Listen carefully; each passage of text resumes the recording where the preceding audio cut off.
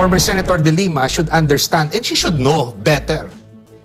Because she has been to that situation. She was accused. Due process was afforded to her, and now she's a free citizen. She should afford the same respect to the process to the former President Duterte. Kung may ebidensya si dating Secretary De Lima, edi i-file niya yung kaso. Kung wala siyang ebidensya, she should know better and keep her mouth shut. Naintindihan ko si dating Presidente Duterte. Tayo yung umiyak at nagsabi sa kanyang tumakbo. Ayaw niya nga eh. Sabi niya, lalakasan niya ang kampanya laban droga. Oo pa rin tayo ng oo. Ginawa niya. Nasaan na yung mga dating nagpapalakpak sa kanya at nagsisigaw? Yun pa yung unang nagsisipsip. Maraming nawala. Opo. Naglipatan. Pero yung taong bayan na nakakaintindi at nakita yung pagbabago ng termino niya, nandito pa rin.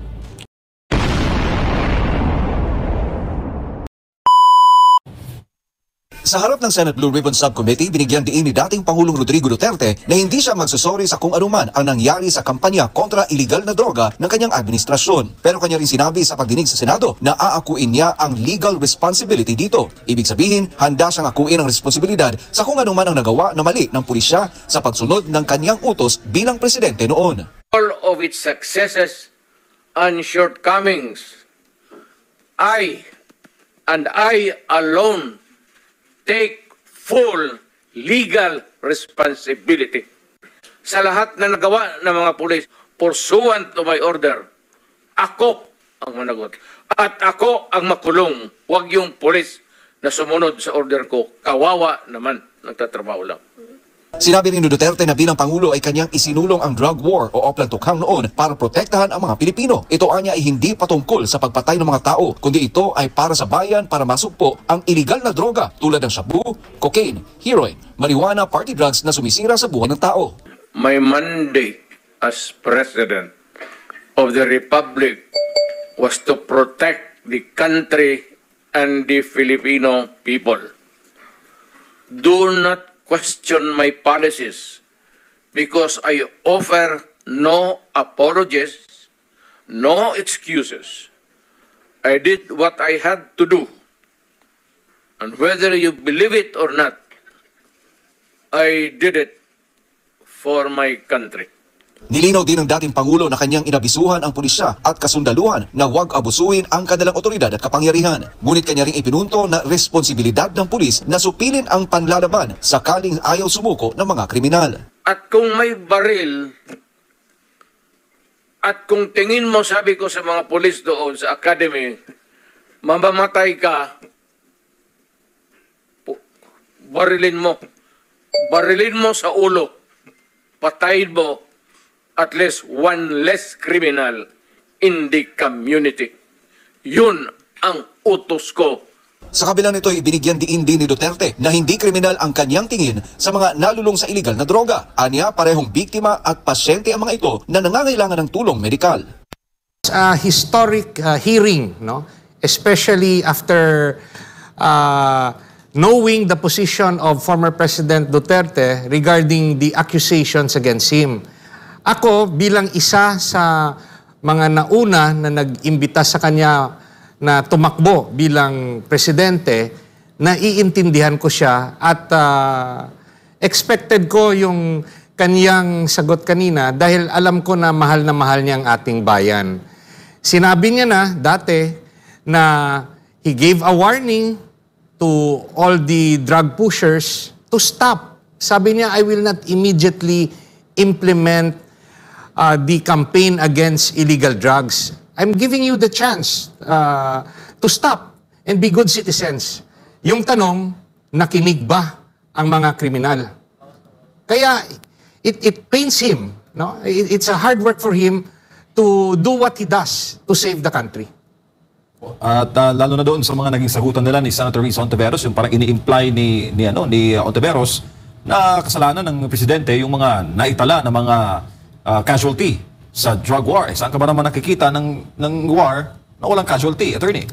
it was wrong for Senator Riza Hontiveros to attribute individual acts of scalawags against the policy of former President Duterte. Yung sabi naman ni President Duterte is his instruction to the police force and to the law enforcement authorities is kung may danger sa life ninyo during police operation, edi protect yourself. You have to shoot. Otherwise, hindi kaya ng konsensya niya na magiging widow yung mga asawa ng pulis o magiging fatherless or motherless, no?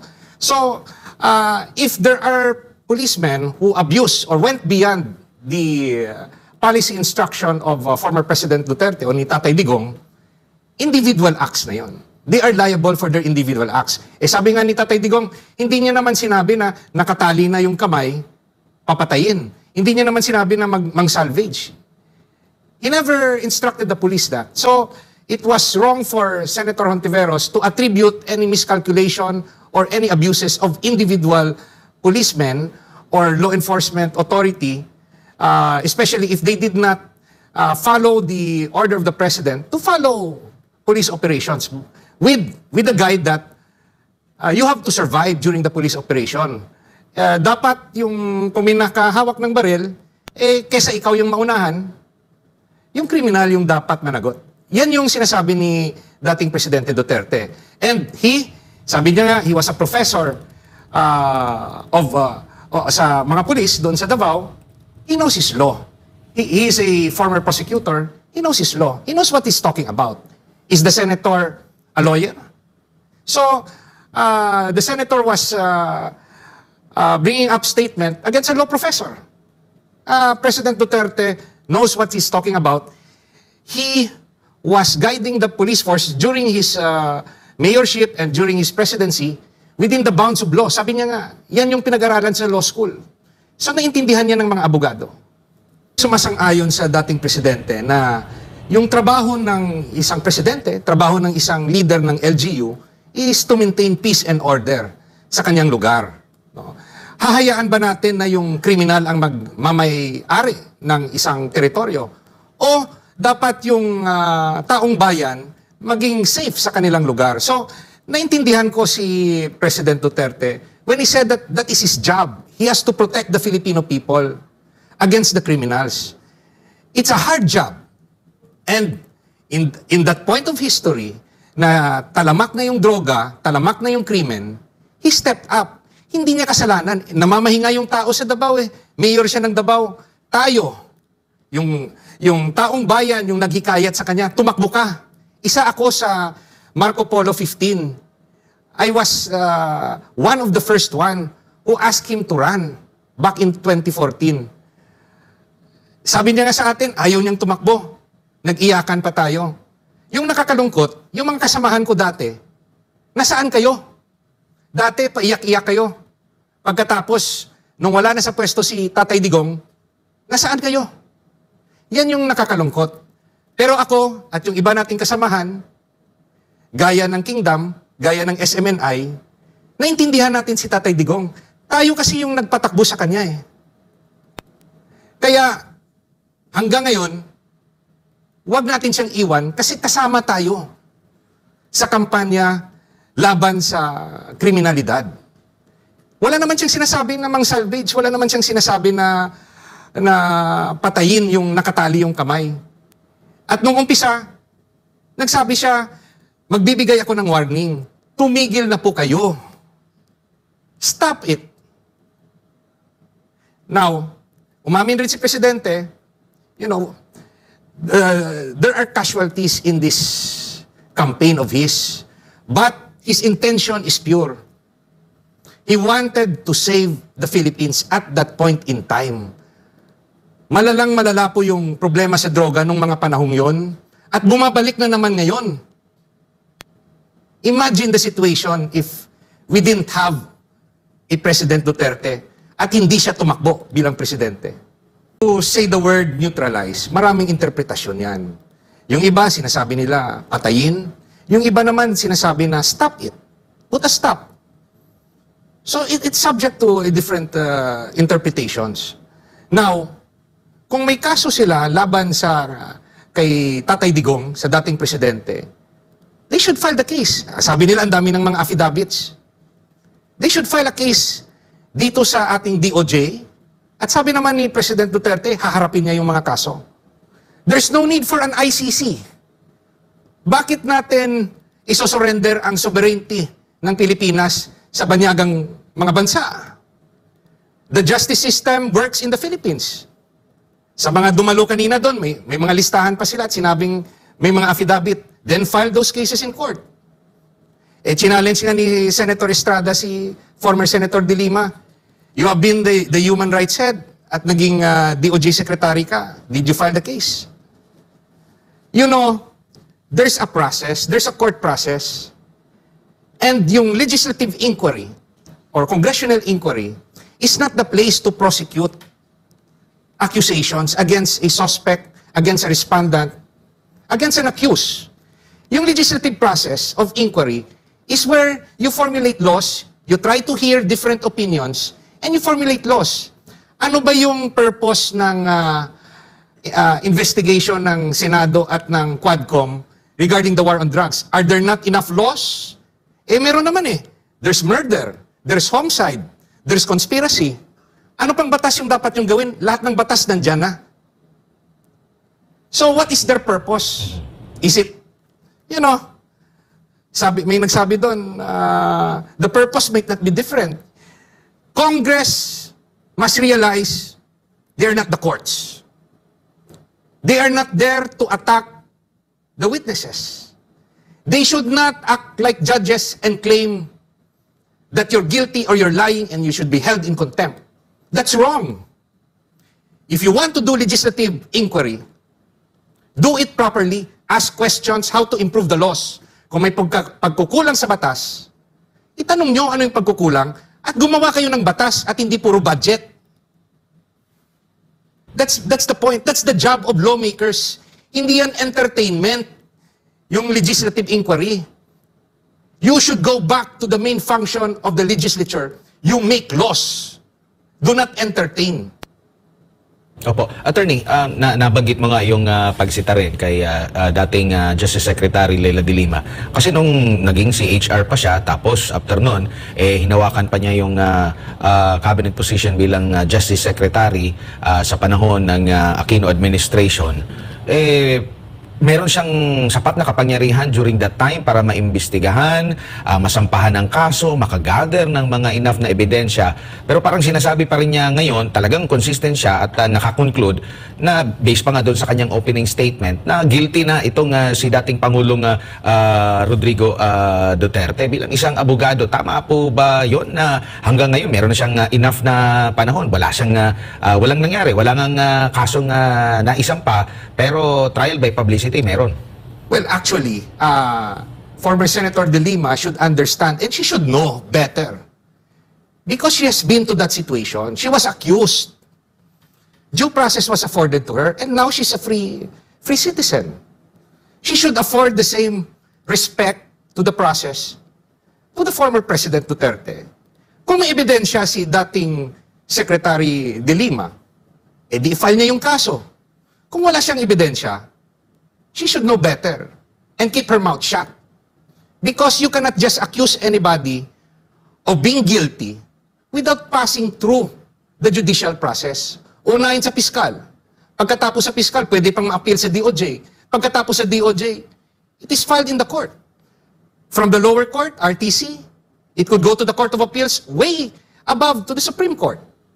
So, no one among the accusers of President Duterte can claim that he's guilty. Wala pa nga fina-file na kaso eh. They should file if the former president challenged them all.